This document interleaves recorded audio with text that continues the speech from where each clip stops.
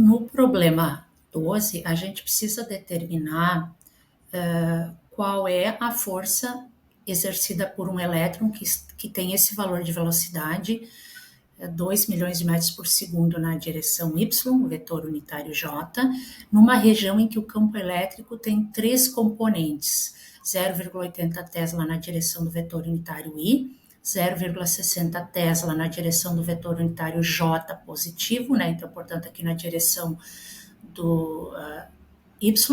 e menos 0,40 Tesla na direção z, portanto, essa componente tem a direção de z negativo. Então, a gente precisa aplicar produto vetorial e relembrar que sempre a força vai depender da componente do campo magnético que é perpendicular à velocidade, ou pelo menos que não está na mesma direção. Como eu tenho 3 componentes perpendiculares, eu posso prever de antemão que eu vou ter força magnética, pelo menos seria esperado, né? Eu tenho força magnética na direção entre a velocidade e esta componente no vetor unitário i, né, porque aqui eu tenho a direção y e a direção x, a força magnética na direção y do vetor unitário j vai ser nula, porque a velocidade e o campo são paralelos, e volto a ter mais uma força que é não nula, porque esta componente da direção z, do vetor unitário k, vai atuar sobre a velocidade da partícula que está na direção do vetor unitário j, tá? Se necessário, a gente pode relembrar aqui, por esta figura, né, que sempre um produto vetorial entre duas direções quaisquer, então aqui é o produto vetorial entre vetores unitários, se for i vezes j da direção vetor unitário k positivo, se for j vezes i, invertendo a ordem dos vetores, o produto vetorial vai ser direcionado na direção negativa do vetor unitário k, neste caso, que é a direção z, ok? Então, de posse disso, e relembrando então a sequência desses produtos aqui, nós vamos aplicar essa expressão aqui, contemplando a natureza desse produto. Vou, por enquanto, deixar a carga aqui em evidência para facilitar, e aí a gente vai ter aqui a velocidade de 2 vezes 10 na 6 metros por segundo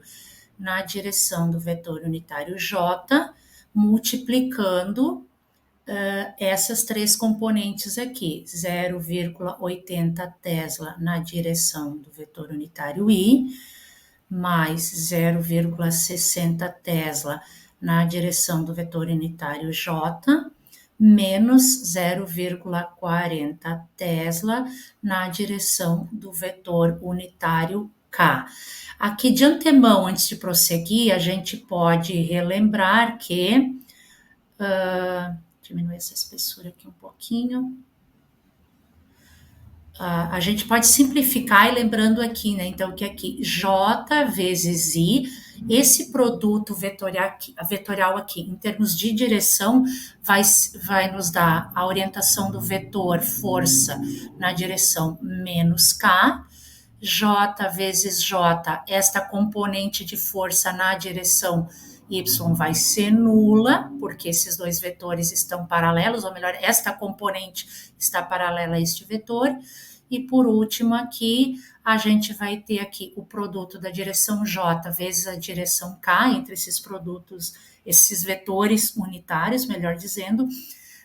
o produto de j vezes k vai ser mais i, ou seja, a direção x positiva. Prosseguindo, a gente vai colocar aqui ainda, né, vou deixar aqui a carga em evidência de menos 1,6 vezes 10 na menos 19 coulomb. E agora, então, vou fazer este produto aqui primeiro, né? Isso vezes isso, eu chego num valor de menos 1,6 vezes 10 na 6 metros por segundo vezes Tesla, na direção menos K, e o menos então vem para cá, o vetor unitário fica aqui por definição com notação positiva. Este aqui deu zero, e aqui eu estou fazendo uma soma, né, dessa multiplicação aqui, portanto, aqui este produto de 2 vezes 10 na 6 vezes menos 0,4 vai resultar em menos 8 vezes 10 na 5 metros por segundo vezes Tesla, nesse caso aqui na direção do vetor unitário I, ok? Prosseguindo aqui ainda, então, agora fazendo as multiplicações que ainda faltam, quando a gente multiplica a carga do elétron, que é negativo, eu tenho que lembrar aqui que a priori, no caso, eu tenho esta componente de força aqui, que está ainda, dependendo da carga, na direção K, negativa, mas sempre a força magnética, quando a gente aplica a regra da mão direita, se a carga for negativa, o sentido da força também é um sentido contrário àquele da regra da mão direita. Portanto, isso vai aparecer como menos vezes menos aqui. Eu vou ter uma componente positiva de força na direção do vetor unitário K, e este produto aqui vai resultar em 2,56 vezes 10 na menos 13,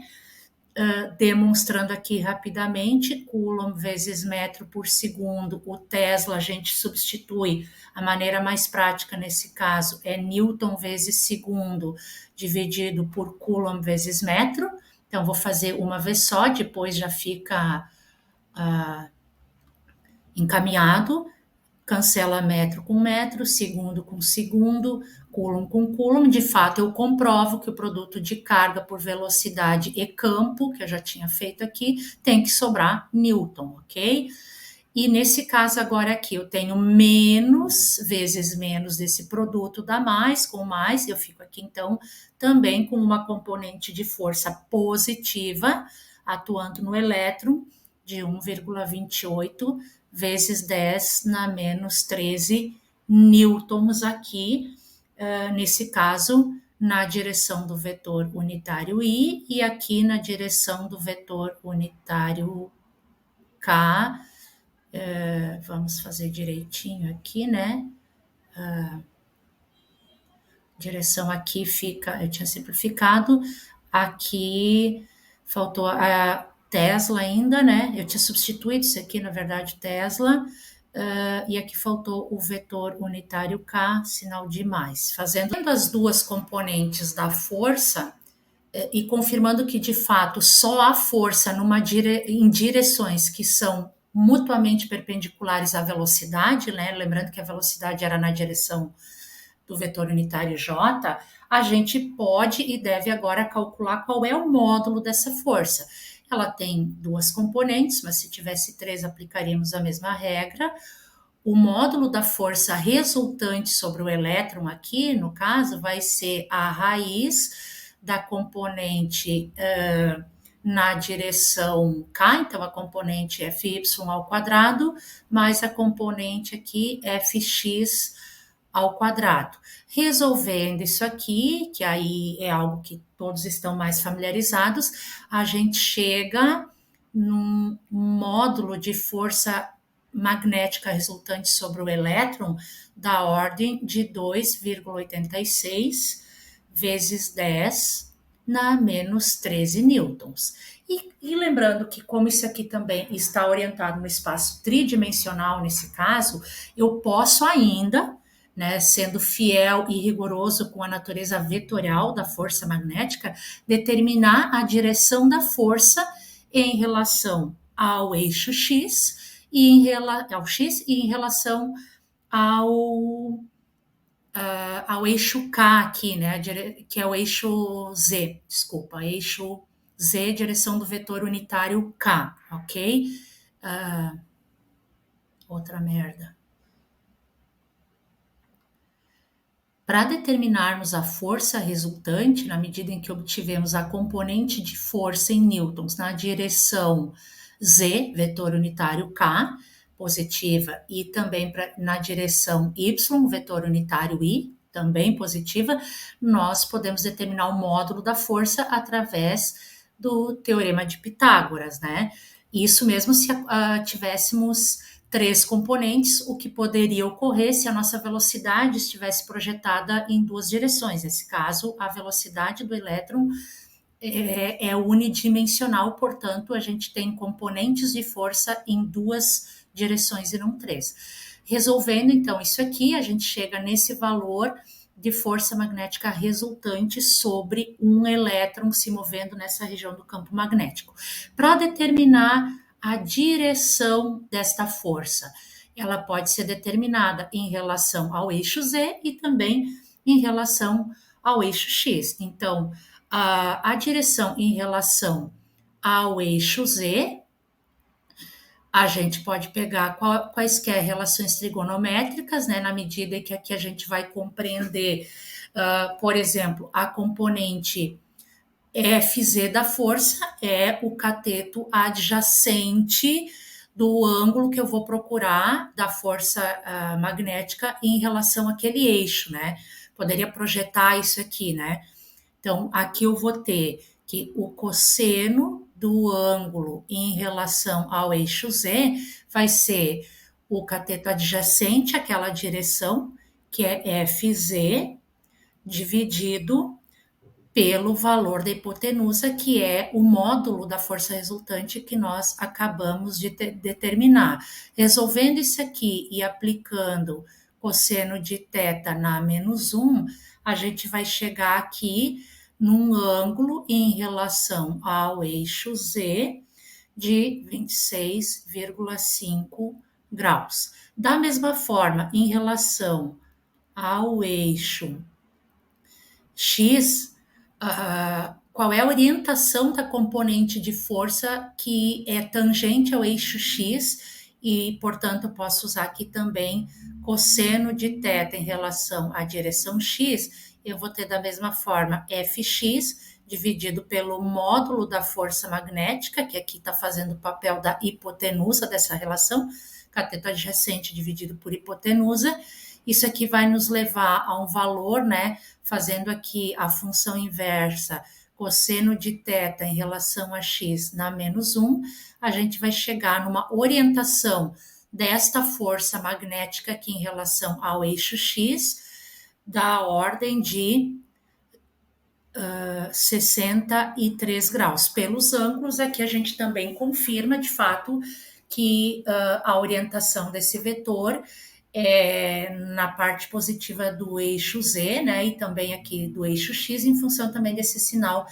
que nós obtivemos. Então, de maneira talvez um pouco